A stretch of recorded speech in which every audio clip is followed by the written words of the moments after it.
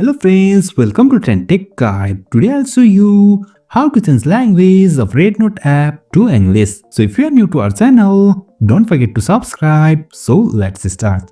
First of all, you can see I'm here in this REDnote app. Over here you can see here all the languages are in Chinese. Now to change this to English, first of all on the top left you can see here is 3 lines. Just tap on these. And over here on the bottom left you can find this gear icon. Just tap on these and now over here you can find multiple options to choose with. Now select the second icon which has gear over here.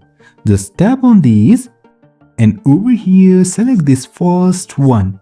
And over here you can find this English language. Just tap on these and after this on the top right you can find this red icon. Just tap on this and now you can see language of this REDnote app is changed to English. So if you find this helpful, don't forget to subscribe. Have a good time.